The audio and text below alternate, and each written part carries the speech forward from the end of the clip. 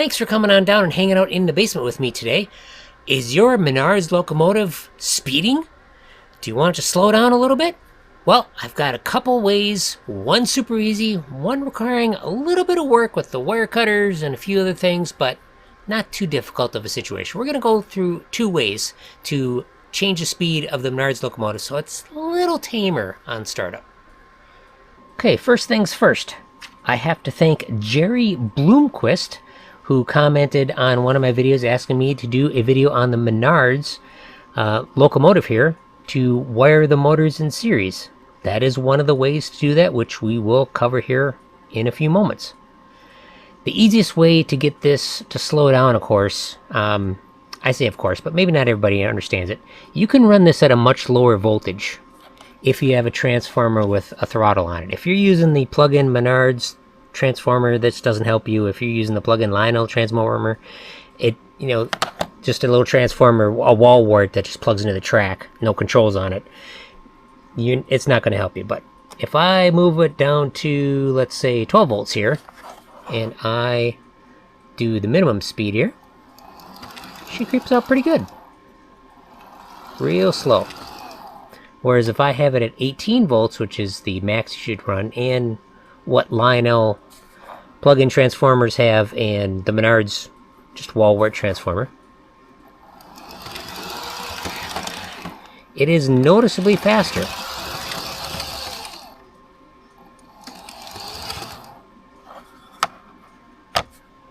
So let's do a speed test. We'll just do it on 18 volts. We'll do minimum speed and maximum speed, and we'll time it on my layout here.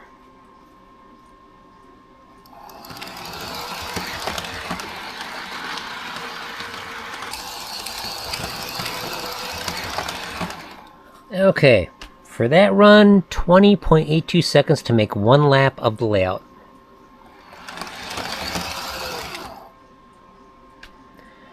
Now this isn't very scientific, but it should give us a baseline. Alright, 20.82, reset. Now I'm going to do full speed, and we'll see how long that takes.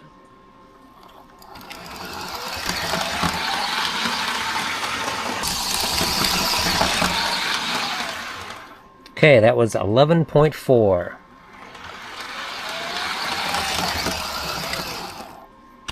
Now, let's start working on the body shell and look at our second modification we can make to slow this thing down. Okay, we got a few things out here for the surgery. Like I said, this isn't a big deal, and it's reversible, so we're not going to make any major, well, we're going to do some wiring modifications, which can be kind of major, but it's reversible. I do also have to thank Terry's Live Steam Trains, Brick Tanks, and Planes. I'll include the link to his channel, but he talked about wiring up the motors in series, and then Jerry, after I'd watched that video, like a day or two after I watched it, Jerry said, "Hey, why don't you do a video on this?" It's like, oh, I just watched one. So what we're going to do here with modifying the wiring, we could solder it, which I enjoy soldering, but not everybody does. We're going to use wire nuts. Lionel uses wire nuts. We can use wire nuts. To remove the body shell, it's super easy. We've got 4 black screws. There's one here, opposite side there, front here, and there. These other silver screws we don't need to worry about. It's important you have a screwdriver, the correct screwdriver. If the screwdriver starts slipping and you haven't even loosened it yet, just stop and find the correct screwdriver. Okay.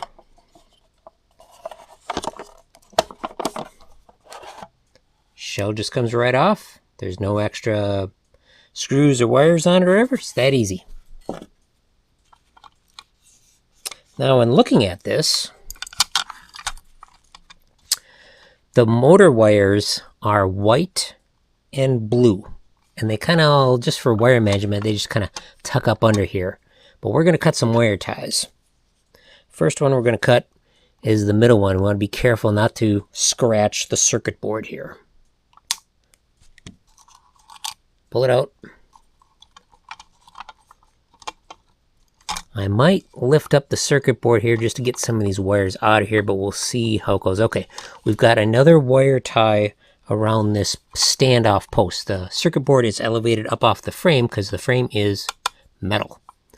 So we'll need to carefully clip this one without cutting the wires, or scratching the wires, or nicking the wires. There's that one. Looking pretty good here. Let's just give her a good yank. Okay. Now notice Menards has nice big fat wires on the motors, but yet teeny tiny wires going in the circuit board. It's all the same. You really don't need big wires going here, but just kind of interesting. I'm going to leave that back one on because we can see the wires. We don't need to worry about it too much. The reason they zip tie everything in here is just to make assembly easier so wires do not get pinched. So what we are going to do, we're not going to just willy-nilly cut all the wires. We could, but as we look at the wiring, this is the red connector here is our connector to the board, one connector to the board. So we've got a white and a blue, and it just goes to this big white and blue wire. So the blue one goes to as it sits right now, each motor blue wire tied together, and then to the circuit board. Same with the white. Front, back white, to the circuit board white. What we're going to do is we're going to change how these motors are wired. So instead of the electricity starting in the middle here and going each direction to the motor, each to its own motor, we're going to have it to where the power starts at one end and goes through the motor, through the other motor, and then back to the board. And that will that will cause the whole unit to slow down, use less power, and get the desired result we're looking for. So on the front motor, we're going to leave the blue wire attached here, the small blue wire to this wire. We'll disconnect the back motor. We'll do it maybe like back here. I'll pull this guy out. It's okay to have wires on top of the circuit board as long as they're not bare wires. Okay.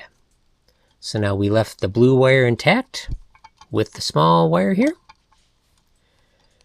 And on the rear motor, we're going to disconnect it somewhere up here. We're going to leave the rear motor white wire connected to the circuit board. So I really should have researched just a little bit more, but I should have had these wires a little longer. But that's okay at the end of the day. We want the blue wire from the front motor just to go to the board, the white wire from the back motor just to go to the board, and the remaining two wires to connect to each other. I don't have quite enough room to do that. It's close, but not quite enough. I really should have trimmed these a little closer, but hey, that's why you're watching this, and that's why I'm filming it. Yes, so you can learn from my mistakes. If I would have had this extra bit of wire, it would have worked a lot better, but hey, that's the way it goes, and not the end of the world. So let's cap these guys off because we don't need them. We're not going to use this one. I'm not going to use this one for anything. We don't want the sticking around. You can put some electrical tape on it if you want. But let's strip these wires, and I'll just insert a little piece of wire in there. It's not that big a deal.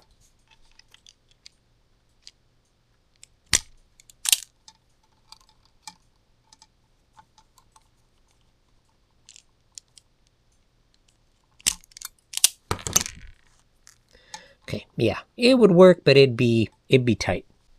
And that is why you keep spare sections of wire. This is just a wire from a toy or something else that I took apart a long time ago or something. That was a long time ago. There's like an actual copper wire in it. You might say, Jeremy, the insulation is a lot smaller and the wire diameter is probably smaller than this big honking one. Again, it doesn't really matter because we got really tiny ones going here, so it's not going to affect it, especially the way we're hooking it up. So let's see. We'll just twist these together. Put our wire nut on. Do the same on the other end.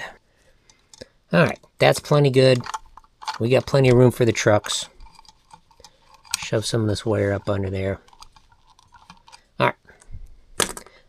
Let's give it a quick test. Turn the transformer back on.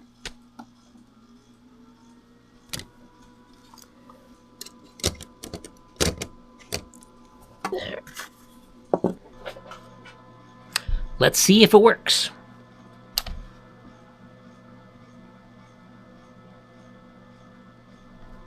I guess we got to turn on the power supply here.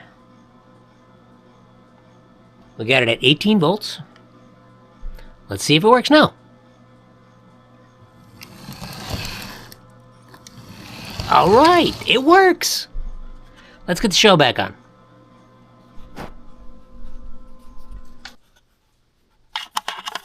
So we just need to tuck the wires up out of the way.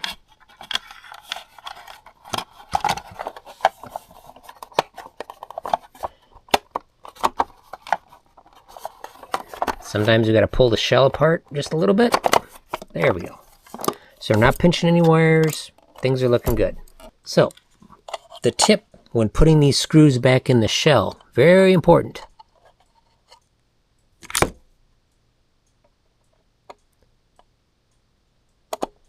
Here's the tip. Turn the screwdriver backwards. Did you hear that? It went click. You want to find the home spot for the screw, where the screw threads start. You don't want to make new ones each time you take it out. We'll do it again. There she goes. Then we can go forward. And it should be pretty easy to put in these screws. Not too tight, just like a light snug. Ready to go on the track for her maiden voyage with the rewired motors. Gonna try to do the test in the same way I did. As soon as the engine starts moving, I'll hit start. Last time we had 20.8 seconds on the slowest speed to make a loop of this track at 18 volts. Let's see how it does. Guess I gotta turn on the remote. Alright, start again. Okay, we're on the slowest speed here. It is going significantly slower.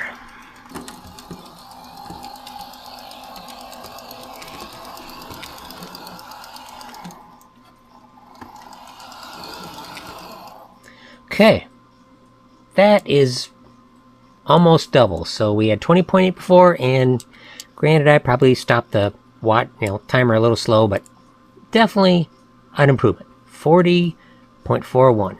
Alright. Okay, I've reset the timer now. We're going to try a full speed run.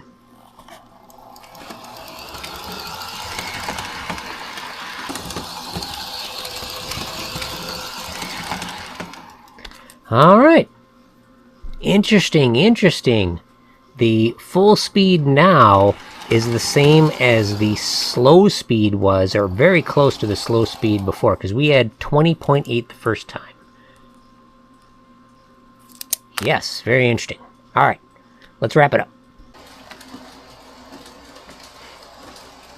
Whoa, what do you think of that? Super simple wiring change made this thing slow down to half speed. And of course, all the sounds still work. I just leave the engine sound off because it annoys me, but that's okay. Brake test looks good. Brake test looks good. Yeah, everything still works great. We're just running on the minimum voltage here. Or, excuse me, normal voltage of 18 volts and the minimum speed. One more thing I wanted to show you. Did you know that the Menards engines have basically cruise control? Once you set the throttle here and the voltage remains the same, it will do its best to maintain speed. If I put a pretty good drag on it, it still keeps on going. And it's pretty amazing. They don't tout that fact. I kind of wish they would. It'd be a good selling point. But hey, let me know what you think, and we will catch you on the next one. Of course, if you guys got any questions or video requests, let me know. Thank you very much for watching. I hope you check out the back catalog. There's a lot of cool videos in there, a lot of repair videos, and some more videos on the Menards stuff if that's what you want to see.